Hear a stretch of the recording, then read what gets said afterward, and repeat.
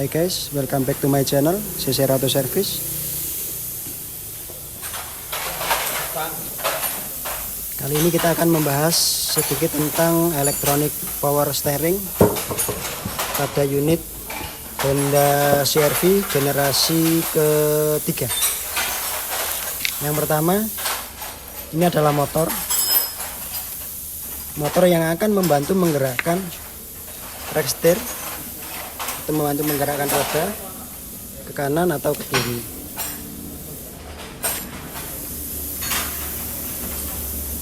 Motor ini akan membantu mendorong rack steer shaft untuk ke kanan atau ke kiri. Untuk piranti perangkatnya, motor tersebut akan memutar gear pinion, gigi plastik ini melalui gear yang ada di sini. Nanti dihubungkan dengan motor seperti ini, memutar pinion dan memutar rack steer. Berikutnya, perangkat berikutnya adalah torsi sensor. Torsi sensor ini terdiri dari dua sensor ke kanan dan ke kiri. Di sini terdapat dua kumparan. Yang ini, yang pertama, dari sini sampai sini, ini adalah sensor 1. Yang dari sini sampai ke sini, ini adalah sensor kedua. Atau yang bawah ini untuk ke kiri, sedangkan yang atas ini untuk belok ke kanan. Bagaimana prinsip kerja dari torsi sensor ini? Kita akan menghubungkannya atau kita bisa melihat dari gear pinion yang ada di sini.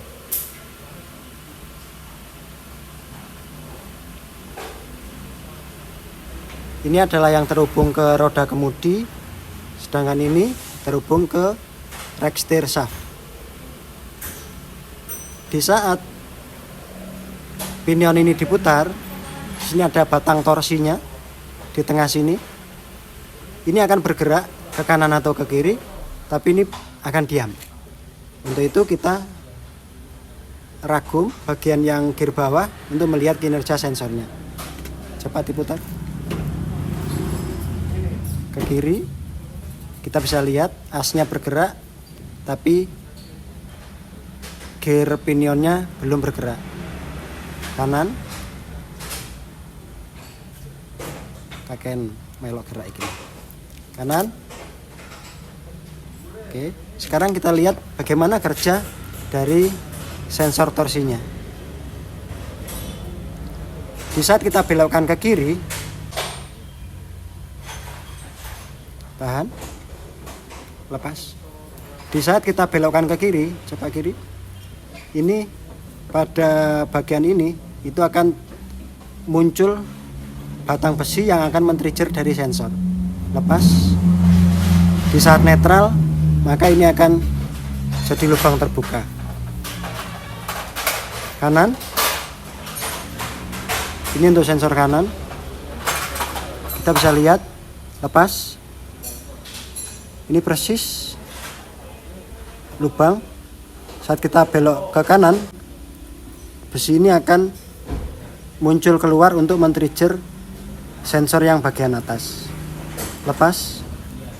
Di saat netral, maka kondisi yang atas seperti ini, kondisi yang bawah seperti ini. Ini pada posisi netral. Coba lagi. Kanan.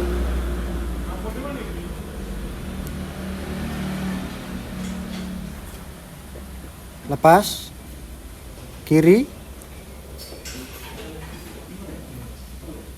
Lepas. Kanan. Lepas. Kiri. Coba lagi. Kanan. Kanan ini nanti mit. Kanan. Lepas. Kiri. Lepas.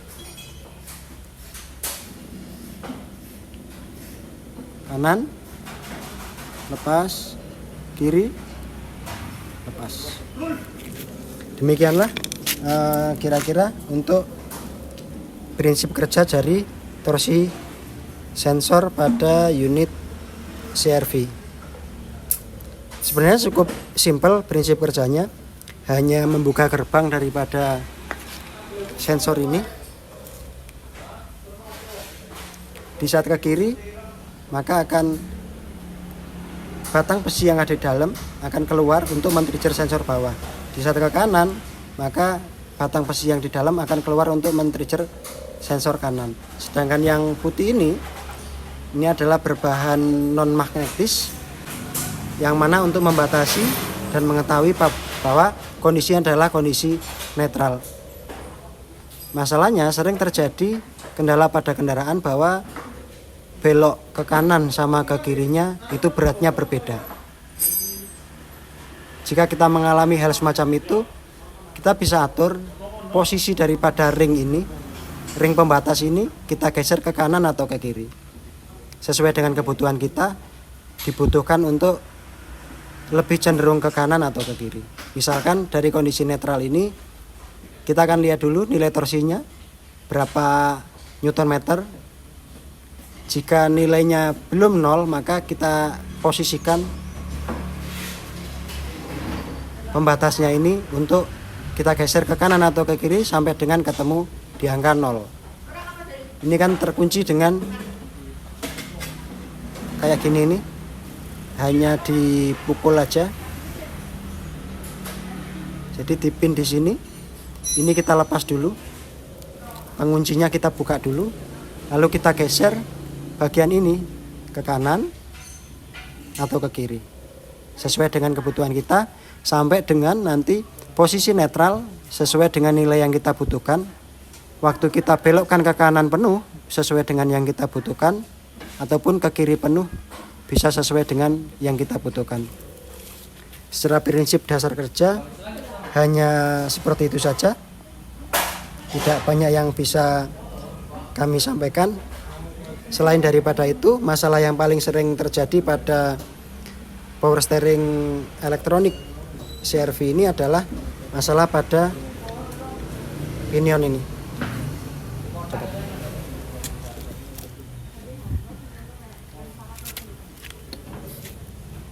Kita akan lepas dulu.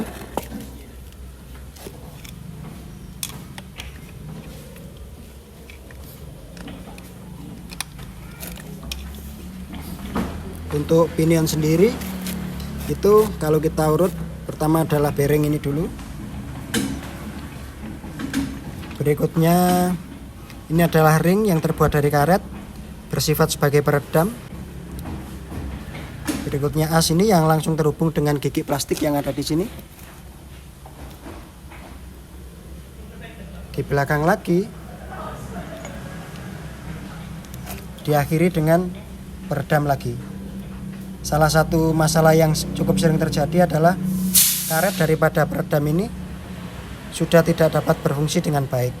Solusinya kita bisa buatkan atau kita ganti untuk peredamnya ini. Masalah yang terjadi jika peredam ini sudah tidak bekerja dengan baik itu adalah setir ada speleng antara kanan dan kiri. Ini masalah yang pertama. Yang kedua, bunyi gluduk-gluduk pada bushing bagian ini. Jadi di dalam sini ada bushing.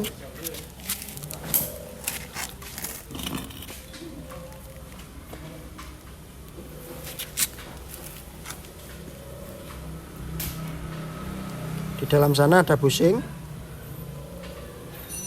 Itu nanti kita akan buatkan dengan bahan yang lebih baik dan lebih presisi, sehingga as ini tidak akan bergerak lagi ke atas atau ke bawah, ke kanan atau ke kiri. Begitu juga dengan bagian yang sini, bila diperlukan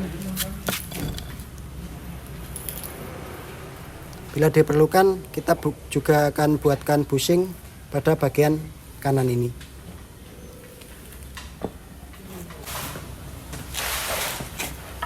Satu hal lagi, jika mobil sudah berumur cukup lama, itu akan terjadi keausan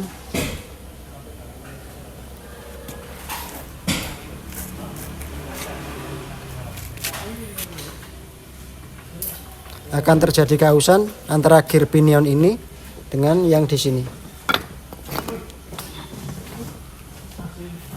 Kayak gini, ini dari tahun 2000 piro ini? Dari tahun 2009 sampai dengan saat ini baru pertama kali dibongkar. Kita bisa melihat bahwa pada gear pinionnya sudah terdapat keausan, ada kesan berkarat di sini.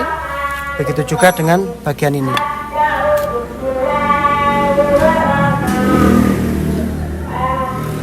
Ini kita bisa melihat bahwa kondisi gear pinion itu sudah mengalami keausan di sini. Ini nanti akan kita akali supaya bisa kembali bekerja dengan baik.